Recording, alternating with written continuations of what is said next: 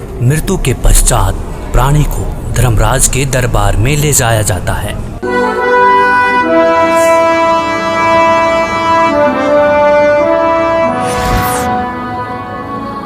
पृथ्वीलोक पर प्राणी जैसा भी कर्म करता है उसका विवरण हर रोज धर्मराज के बही में ऑटोमेटिकली फैक्स हो जाता है।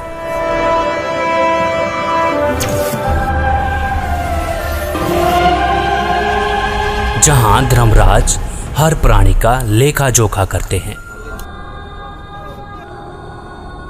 इसीलिए धर्मराज को 21 ब्रह्मांड का न्यायाधीश भी कहा जाता है। जीवात्मा को पेश किया जाए।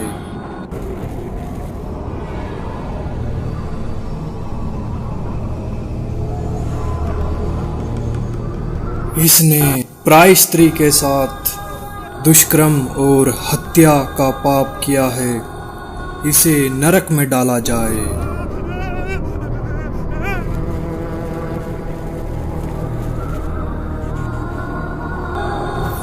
जो भ्रष्टाचार, चोरी, मदिरापान, नशा आदि करते थे,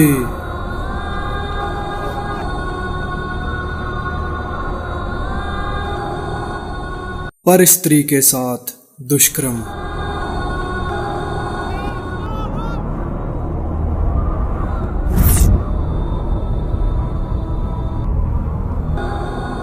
पर पुरुष के साथ नाजायज संबंध और धोखाधड़ी।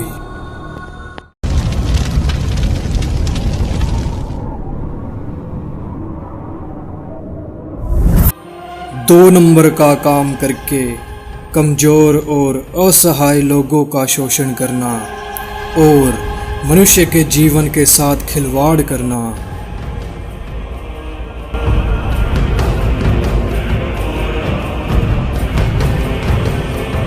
शास्त्र अनुकूल भक्ति न करके शास्त्र के विरुद्ध भक्ति करते रहे। कोई तत्वदर्शी संत को गुरु न बनाया।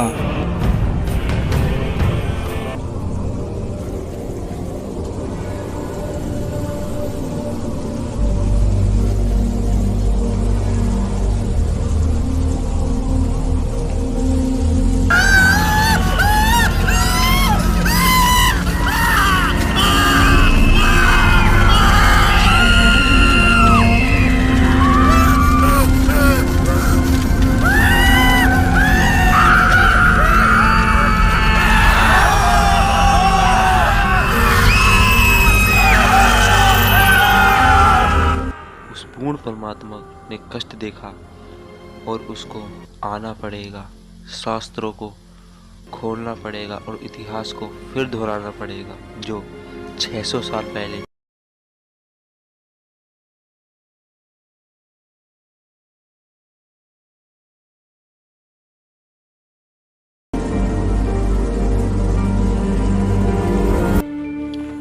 सबकी मदद करने वाला,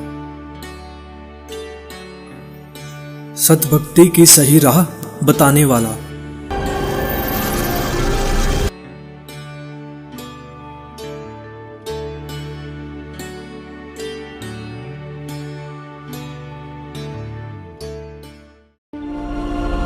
बहुत सारी आत्माएं तत्व ज्ञान को जानकर सतलोक चली जाएंगी।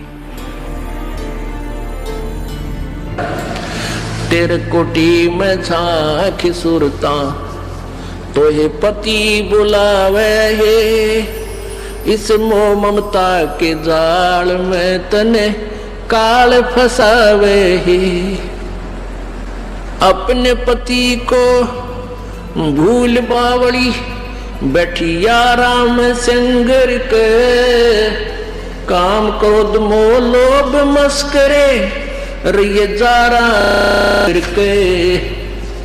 अपने पति को भूल बावड़ी बैठी आराम संगर के, काम क्रोध मोह लोभ मस्करे रहिए जारा ते डर के।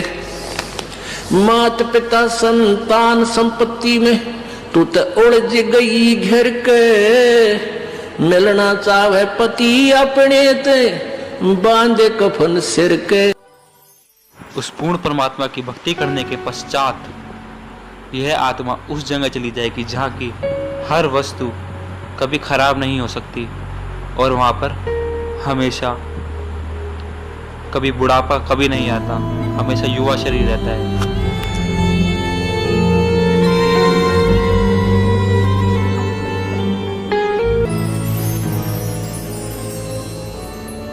सतलोक में चल मेरी सूरता, हिम्मत ना लावे देरी, सच कहूँ ना झूठ रती भरी, बात मान ले मेरी। सतलोक में चल मेरी सूरता,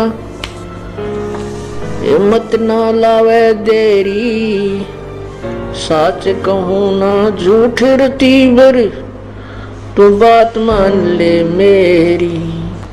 कहते हैं मन मान सरोवर नाण रे, जल के जंतु रे जल माही, आठों बखत बिहान रे, आठों बखत बिहान रे।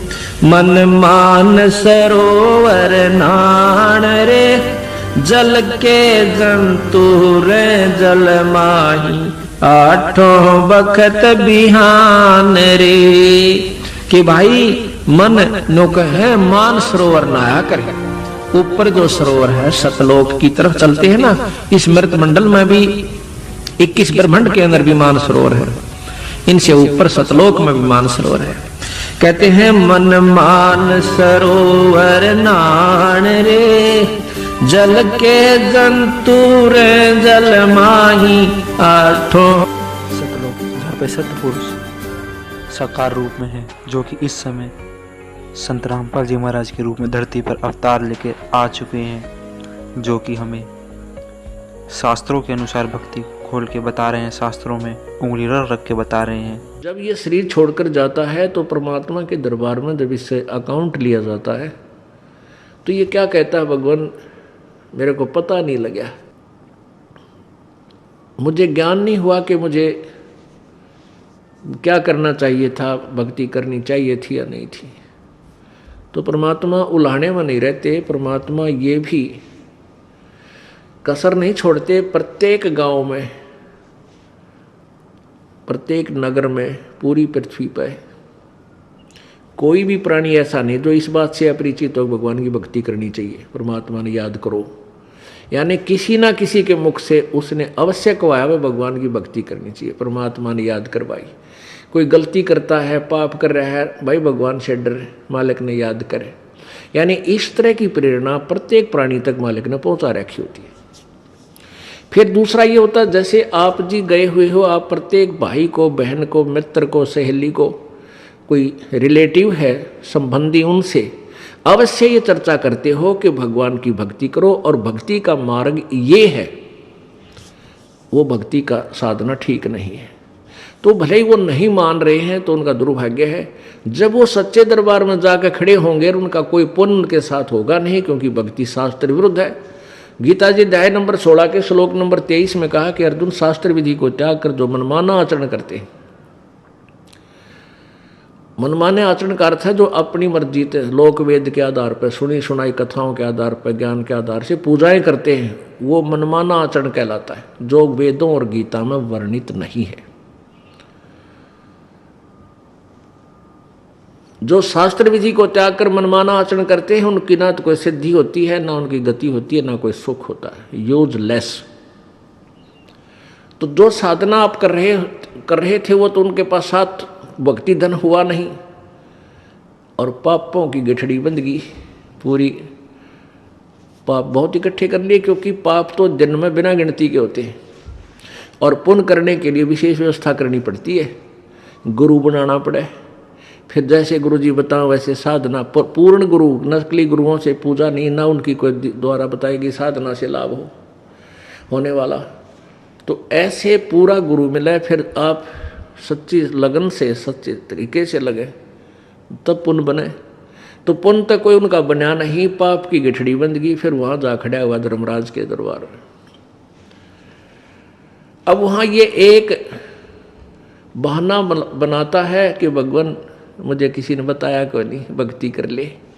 तब इसका फिल्म चलाता है परमात्मा। ये सब आप जो भी बातें जिसके साथ कर रहे हो, वैसे कोई गुप्त का गलती कर रहा है तो वो भी फिल्म बनकर भगवान के दरबार में पहुंच जाती है और एक आपके अंतःकरण में, आपके कंप्यूटर में ऑटोमेटिकली फीड हो जाती है। तो जब ये वहाँ खड़ा होकर ये झूठ बोलता है, बहाना बनाता है, तो परमात्मा इसके कंप्यूटर से जो वहाँ भगवान के दरबार में इसके नंबर का है ऑन कर देता है कि ले देख, ये भक्त तुझे क्या कह रहा है, ये बहन तुझे क्या कह रही है कि भक्ति कर ले, तू क्या कह रहा है, फिर देखेंगे किसने देखा है। ईब के भक्ति करने का टाइम से बुढ़ा होकर भक्ति करूँगा, और भक्ति तने करी नहीं, बकवाद करता रहा। फिर ये कैसे कह रहा है कि मेरे को किसी ने बताया नहीं, फिर ये यूं कर ले है नीची गर्दन। भगवान गलती बन गई बन गदा। अब गलती की सजा दूं मैं, मेरे पास और कोई विकल्प नहीं। जिसी तू करेगा वैसा फल दे दूंगा। तेरा पुण्य होता तो स्वर्ग भेज दूं, हो देवता बना दूं, पुण्य नहीं है तो बन गदा। फिर ये कहता माफ करो भगवान, माफ करो परमात्मा। फिर धर्मराज कहता है जब तुझे मनुष्य शरीर कभी प्राप्त हो तब तू भक्ति करना भाई, अब कुछ नहीं बना, जाइए। तो जब ये माँ के गर्भ में वहाँ से जब ये मानव शरीर प्राप्त करके चलता है, वहाँ के जो देव पुरुष हैं वो भी कहते हैं इस आत्मा को कि भाई तेरा दाव लग गया, और ये मनुष्य शरीर बार बार नहीं मिलता, पूरे संत की तलाश करिए। देवता भी पछता रहे हैं कि हमने तो गलती कर दी, हमें भी संत पूरा नहीं मिला, हमारी भी जन्म मृत्यु होगी, और कभी मनुष्य शरीर मिलेगा तो पूरे संत ने ढूंढाएंगे भाई। इन अधूरे संतों के आधार पर हमने भक्ति कर ली, हम पार नहीं हो पाए, हम फिर जन्म मृत्यु में। तो आने वाले मानव शरीर प्राप्त करने वाले को प्रत्येक ने एक सलाह देते हैं कि तेरा दाव लग गया भाई, भक्ति करिए, बकवाद मत करना। तो वहाँ तो ये बिल्कुल पक्का होका हुआ है, माँ के गर्भ तक इसको याद रहता है। बाहर आते ही फिर ये 3 गुणों के प्रभाव से ये फूल जाता है।